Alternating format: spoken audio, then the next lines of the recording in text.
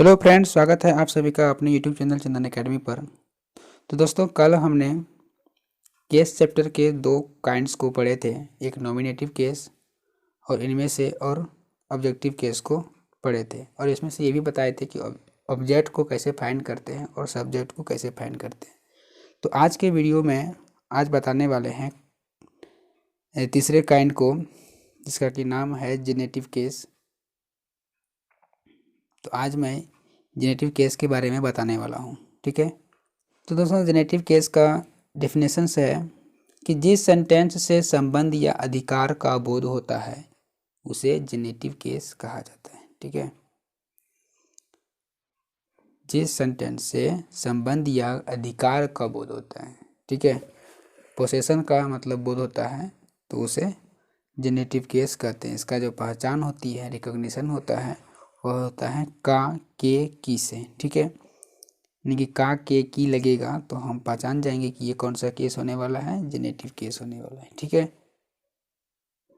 For example, Ram की बहन, ठीक है, किया गया तो राम से सिस्टर, तो इसका राम से सिस्टर बनेंगे, सिस्टर ऑफ राम नहीं होंगे, ठीक है, राम से सिस्टर्स होंगे।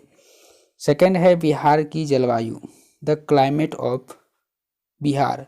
यहाँ पर बिहार से क्लाइमेट नहीं होंगे। क्यों नहीं होंगे? क्योंकि ये नॉन लिविंग थिंग है। नॉन लिविंग थिंग के साथ ऑफ का यूज किया जाता है। बताएंगे कि आपको ऑफ और एपोस्ट्रोफी एस कहाँ यूज करने हैं, ठीक है। जेनेटिव केस के दो टाइप्स होते हैं। There are two types of genitive case. First है एस जेनेटिव, सेकेंड है of generative.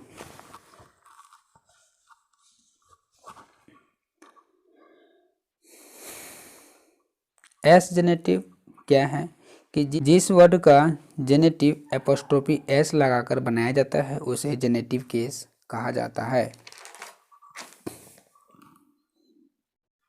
For example, Sita की कलम, सीताज पेन, मोहन का भाई, मोहन्स ब्रदर। अब बात करते हैं एस एपोस्ट्रोफी एस कहाँ यूज होते हैं, ठीक है। तो सभी प्रॉपर नाउन के साथ एपोस्ट्रोफी एस का यूज किया जाता है। प्रत्येक मनुष्यवाची यानी कि प्रॉपर नाउन के साथ एपोस्ट्रोफी एस का यूज किया जाता है। सेकंड क्या है कि सिंगुलर कॉमन नाउन के साथ भी एपोस्ट्रोफी एस का यूज किया जाता है। फॉर एग्जांपल, गाय का दूध, ये क्या है? सिंगुलर कॉमन नाउन है, इसके बनेंगे काउज मिल्क, ठीक है। दूसरा है बिल्ली की पूंछ, कैट्स टेल, ठीक है। तो इन सभी के साथ एपोस्ट्रोफी एस का यूज होता है। नेक्स्ट देखते हैं कि एपोस्ट्रोफी का यूज और भी कहीं होता है क्या। तो आइए देखते हैं एपोस्ट्रोफी एस का यूज।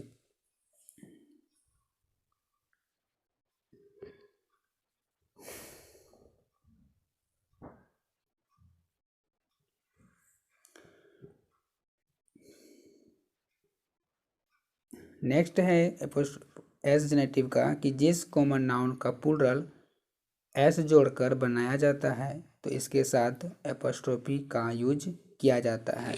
बाद वाले एस को साइलेंट कर दिया जाता है। फॉर एग्जांपल, लड़कों का स्कूल, तो लड़कों का होता है, लड़का को होता है बॉय, लड़कों को होता है बॉयज, तो बॉयज के साथ में यहाँ पर एस जुड़ गया है तो सिर्फ इसके साथ में एपोस्ट्रोफी का यूज होगा, ठीक है। तो बॉयज स्कूल, शिक्षक दिवस, टीचर्स डे, यहाँ पर एपोस्ट्रोफी के बाद एस साइलेंट कर दिया गया है।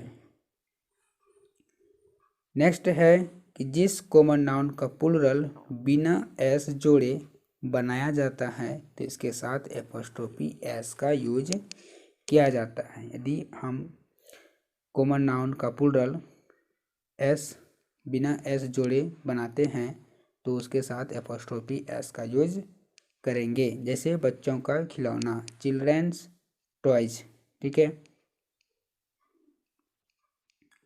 आई होप आपको ये एस जेनेटिव समझ में आ गया होगा। नेक्स्ट देखते हैं एस जेनेटिव का और यूज।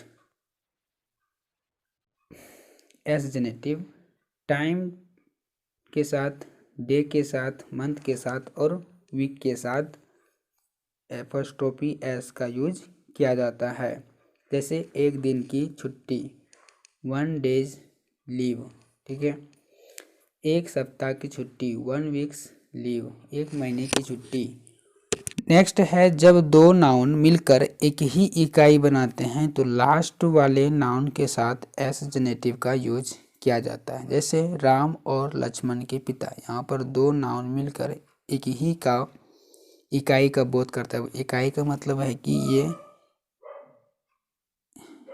एक ही पिता के दो लड़के हुए यहाँ पे, तो राम और लक्ष्मण, तो इनके साथ में लास्ट वाले के साथ एपोस्ट्रोफी एस का यूज किया जाएगा। देखिए राम एंड लक्ष्मण्स फादर, तो लास्ट वाला क्या है, लक्ष्मण से, इसके साथ में एपोस्ट्रोफी एस का यूज किया गया है।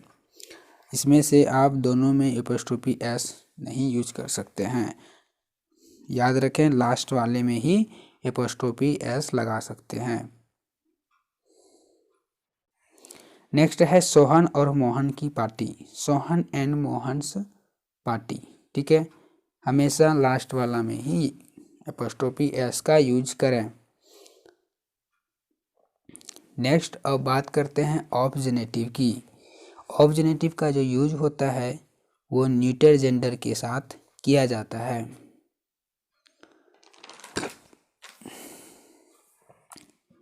जैसे भारत के लोग, द पीपल ऑफ इंडिया, आकाश का रंग, द कलर ऑफ स्काई, छड़ी की लंबाई, the length of the stick, फूलों का रंग, द कलर ऑफ फ्लावर। तो इन न्यूटर जेंडर के साथ ऑब्जेनेटिव का यूज किया जाता है। नेक्स्ट क्या है कि एक से अधिक जेनेटिव का बोध कराने के लिए ऑब्जेनेटिव का यूज किया जाता है। फॉर एग्जांपल क्या है कि रामू के पिताजी के दोस्त के भाई के साले के बेटे के दोस्त के भाई की पत्नी की गोतनी की नतनी का नाम भगजोगनी है। तो इतने बड़े सेंटेंस का इंग्लिश में ट्रांसलेट कैसे किया जाता है ये देखिए। तो इसका ट्रांसलेशन होगा the name of the granddaughter of the sister in law of the wife of the brother of the friend of the son of the brother in law of the brother of friend of the father of Ramu is Bhagjogni, ठीक है। Next है भारत के लोग ईमानदार है, the people of India are honest. तो इस तरह से ऑब्जेनेटिव का यूज किया जाता है। नेक्स्ट है कि इस दीवार की ऊंचाई 10 फीट है। तो इस तरह के सेंटेंस का ट्रांसलेशन होगा the height of this wall is 10 feet. Next example है कि चांद की सुंदरता अतुलनीय है, the beauty of the moon is unique, ठीक है।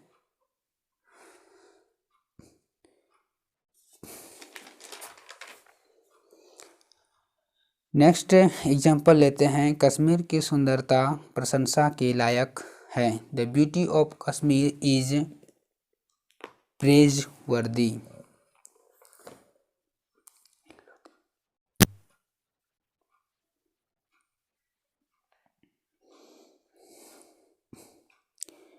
नेक्स्ट अब बात करते हैं केस चार्ट की, कि केस चार्ट कैसे यूज किया जाता है। तो केस चार्ट का यूज बेसिकली डायरेक्ट और इनडायरेक्ट सेंटेंस बनाने के लिए किया जाता है। तो केस चार्ट पढ़ लेते हैं। तो देखिए एक तरफ मैंने नॉमिनेटिव केस को लिया है, सेकंड में ऑब्जेक्टिव केस को लिया है, फिर पॉजिटिव केस को लिया है, फिर पोसेसिव केस को लिया है, ठीक है। तो मैं बात करता हूँ नॉमिनेटिव केस की। तो नॉमिनेटिव केस में आई होता है, तो आई का यदि ऑब्जेक्टिव बनाना हो तो इसका होता है मी, ठीक है। और यदि पॉजिटिव केस से बोले यानी कि एडजेक्टिव के रूप में तो माई होगा, और प्रोनाउन के रूप में बोले तो माइन होगा, ठीक है। और पॉजेसिव या फिर रिफ्लेक्सिव केस की बात करें तो ये होगा माई सेल्फ, ठीक है। इस तरह से ये चेंज हो जाता है आई।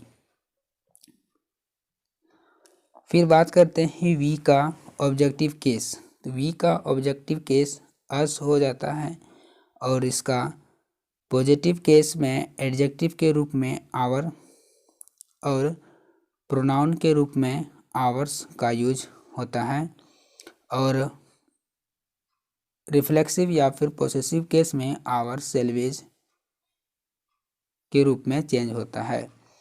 नेक्स्ट है यू।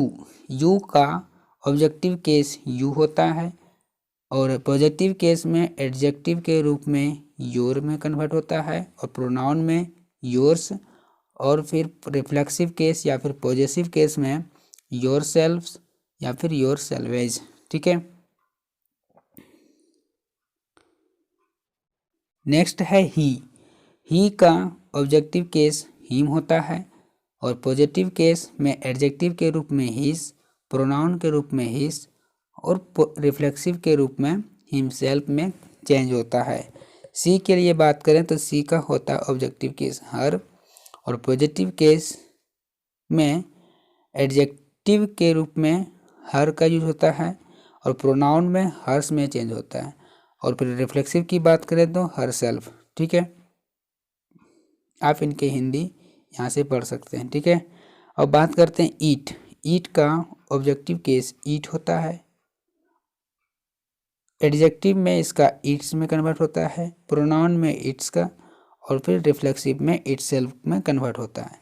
नेक्स्ट और लास्ट बात करते हैं दे चेंज होता है देम में और इसका पॉजिटिव केस में एडजेक्टिव के रूप में देखें तो देयर्स और प्रोनाउन के रूप में देखें तो देयर्स में चेंज होता है और फिर रिफ्लेक्सिव या फिर पॉजेसिव केस में देम सेल्वेज का में कन्वर्ट होता है देम सेल्वेज। ठीक है, तो ये था हमारा केस चार्ट। आई होप आपको अच्छी तरह से केस चार्ट भी समझ में आ गए होंगे।